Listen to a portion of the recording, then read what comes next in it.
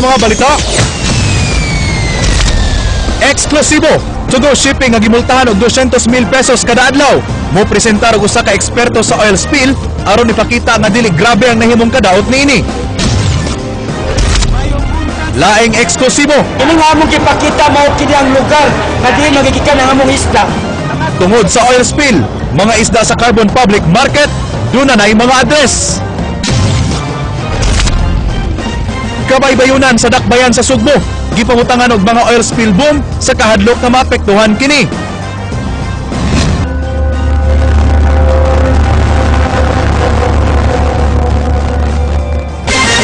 Makigtagbo ang management sa Tugo sa DNR kabahin sa multa nga 200,000 pesos matag adlaw nga buot ipahamtang batok sa kompanya gumikan sa oil spill sa nalunod nga St. Thomas Aquinas.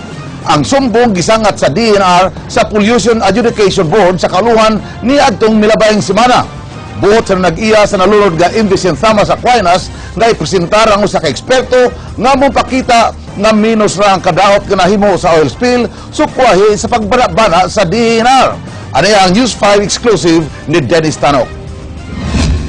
Nagpaabot pa ang mga kadagkuan sa Tugo Management kung kanos sila matagan og higayon sa mga opisyales sa Department of Environment and Natural Resources Region 7 mahitungod sa kaso nga ilang gisangat batok sa Tugo.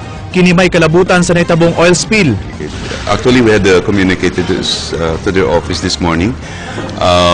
We are still waiting if they are available this afternoon so that we could discuss the issues that they are raising. Base sa maong sumbong nga ang Tugo Shipping magmulta og 200,000 pesos matag adlaw hangtod nga mawa na ang oil spill. Kini subay sa kalapasan sa Clean Water Act. Matod ni Salvio nga atol sa panagtagbuon niya nila sa DNR, iyang dadon si Dr. Resurrection Sadava nga gikan sa Oil Spill Response Program sa UP Visayas Iloilo. Si Sadava mo'y mutabang sa pagpasabot sa DNR pinaagi sa iyang kasinatian sa nahitabong oil spill dito sa Guimaras. Dr. Sadava is here so that it could also be more or less, this is the expert from UP Visayas, and the way I understand it, the agencies play some roles on these things, so we will be sitting down so that we could address the issue. Gipaibaw usab ni Salvio nga padayon silang mitabang sa pagpugong sa oil spill, paghimo og mga laka nga malimpyuhan ang kalikupan nga nabulit sa lana ug ang padayon nilang pag-alagad sa mga nabiktima sa oil spill, lakip na ang mga survivors ug ang pamilya sa mga namatyan. The first measure is to learn the science of the response. So we're glad that Dr. Rex had already agreed to come to our invitation to speak about this. They are the experts. They will be our guidance. Dennis Tanok, News 5.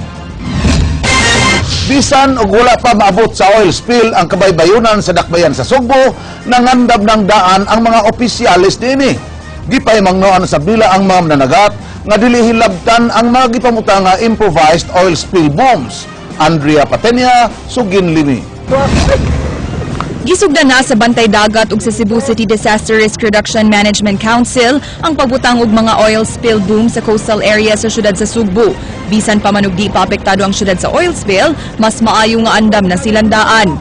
Kani preventive wellness nga musud niya sa Cebu City kay dagkong posibilidad nga musud sa atong syudad ang oil spill.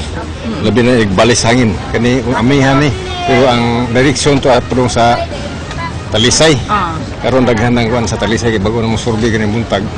Kadto nga to tanan. Nya po possible nga So musud. ni bali na bali na aring gas kustal na to. Ang mga mananagat sa syudad maoy nangunay sa pagbuhat ni ining mga improvised oil spill booms gamit ang indigenous material sama sa uhot sa humay ug sawdust. Bisan ang ilang mga anak mitabang sab sama ni ining 12 anyos nga si Lawrence. Ang naninda nilang mga isda sa kinhason suroy ra ba? Pero di na kamahalinan ron. Dili na gyud kay daghan man mo kuan kay naalagi ko ng makahilo ba? Mo nang nawala o sa mo paninda. Ni tabang na lang gid ka. Mintras wala pa'y trabaho ba para sa kuan an oil spill magkuha. Magtinabangay na lang may anip. Nung anong gaya mo kamutabang? Para makatubang sa kuan. Para mabalik na yung kuan, wala yung oil. Dagat? Ang coastal barangay sa Inayawan ug Dulho Fatima mao ay unang gibutangan og oil spill booms, sanggit mao kini ang mga lugar nga duol sa collision site. Nanawagan karon ang maong mga ahensya sa mga mananagat nga unta di pamutlon o hilabtan ang ilang gipangtaod nga oil spill booms. Nasayran nga gipamutol ang pipila sa ilang mga gipamutang kagahapon. Tabang sila, man. Mutabang ta sila o monitor, mutabang og bantay sa katong gibutang ngayon. Spill boom, dili na putlon. Kaya kung putlon, makasud gato sa area nila. Gisigurado sab nila nga di makadugang sa polusyon sa dagat kining mga oil spill booms, sanglit ilang gipasalig nga panghipuson ra sab kini nila. Nanawagan sab sila alang sa dugang nga mga volunteers nga buot mutabang sa maong proyekto. Andrea Patenia, News 5. Mas grabe nga kadaot ang madangatan sa mga bakawan kung dili matarong ang pagdumala sa pagwagtang sa kontaminasyon gikan sa oil spill. Kini gipadayag sa nagdumala sa Oil Spill Response Program gikan sa Division of Biological Sciences sa University of the Philippines. Dennis Tanok, Sugin Limi.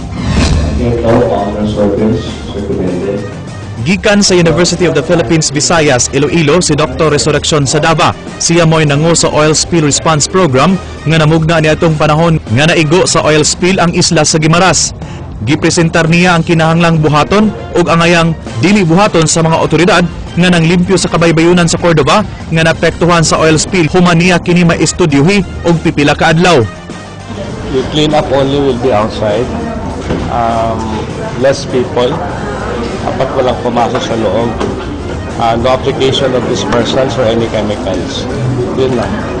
Dugang ni Sadaba nga unique ang nahitabong oil spill sa lungsod sa Cordova kundi tandi dito sa Guimaras. Matod pa nga tungod ni sa klase sa bakawan nga nanubo sa lungsod. Dugang niya nga dunay kaugalingong paagi ang kinayahan sa pagwagtang sa mga oil spill nga namilit sa bakawan. Lakip nga iyang gisiguro nga dili tanang bakhaw ang mamatay tungod sa oil spill. Actually, yung recommendations ko talaga na we should do a rapid assessment on the mangroves, on and the other habitats bali, including the people. Kasi that's what we did with Guimaras. We did the rapid assessment. Kung funds are available sana, kasi it will require money also to do the research. Iyasab magipasabot ng kadtong gustong mo volunteer sa paglimpyo sa kabaybayunan nga inay mutaak sa lapok, mas maayong mutabang na lang sa pagbuhat og improvised oil spill boom. Bugtong matinugyanan sa balaod lang ang padtuon sa dagat. Dennis Tanok, News 5. Alas 7 sa buntag kaganina, dunag yapoy nangaligo sa Larawan Beach nga nahimutang sa barangay poblasyon sa Dakbayan sa Talisay. Bisan og dunay oil spill, wala nila kinim panumbalinga. Kasagaran sa mga nangaligo, mga bata. Jinky Barrio, Sugin Limi. Sayo nga nangaligo kaganyang buntag ang mag-agaw nga silang Maureen ug Digzel dinhi sa Talisay Beach. Nalingaw sila sa pagtampisaw sa tubig dagat bisan og nasayod sila nga dunay oil spill. Limpyo man ang tubig. Diri lang misduol kay daghan man sa mga bata, di malingaw mi. Di maglangoy-langoy lang mi diha. Pero ana man mi sa dool. Ang pamilya Digia nga nangaligo sa buwa matod pamahadlok sa Asete nga mikatag sa dagat tungod kay alang nila layo ra kini sa peligro. Wala man siya. Linaw pa man, wa pa may kay kuan ang dagat pud. Naligo mi. Bisan og kontrolado na karon ang oil spill dinhi sa kadagatan sa Talisay apan pahimangno karon sa Department of Health nga di lang gihapon mo kumpiyansa sanglit dunay posibilidad nga kontaminado na ang dagat karon.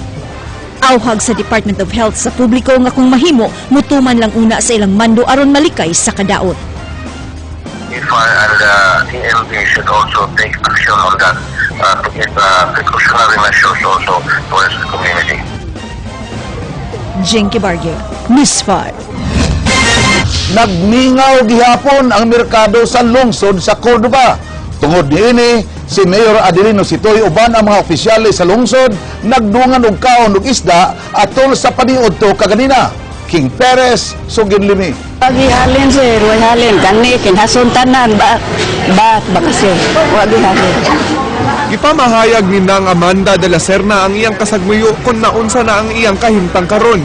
Kapin sa 40 katuig na siyang labasera sa lungsod sa Cordova.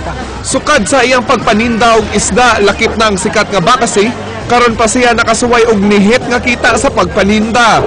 Usa lang siya sa gibana banang 5,000 ka mga apektadong mulupyo nga nabuhi sa pagpangisda. Apan naapektahan tungod sa oil spill, 2 ka semana na ang milabay. Mag-ampo lang mis Ginoo nga mahalin bagos kuan ang isda kay ingon na ba to kuno kabuan sa to kabuat. Oh, na sibaka mga mata daghang mga matay mga naga kay Nagmingaw gihapon ang pampublikong merkado kay mas gipili sa mga lab-asera nga mamahuay sa pagpaninda kay minus ang halin. Pero ang mga kinason pa ang mga kinason na naman nagantos, tihi, ang lato, puso. Pero kasi naulian, ang isda tanan, ikan slawis. Mga onada. Karong adlaw gipanguluhan ni Mayor Adelino Sitoy ang pagkaon og mga isda labi na ang inilang nga bakasi sa lungsod sa Cordova aron pagsiguro sa katawhan nga luwas ang pagkaon niini. Gipanglantawan sa mayor nga mawa ang kahadlok sa mga konsumidor sa pagkaon og isda pinaagi sa maong salo-salo. Bakasis, di mamguwa sa ilang lungag kung lain og baho sa taas, bubog. Nagpaabot pa ang mayor sa himong assessment sa University of San Carlos Biology Department kung pila gyud ang danyos gumikan sa oil spill. King Perez, News 5.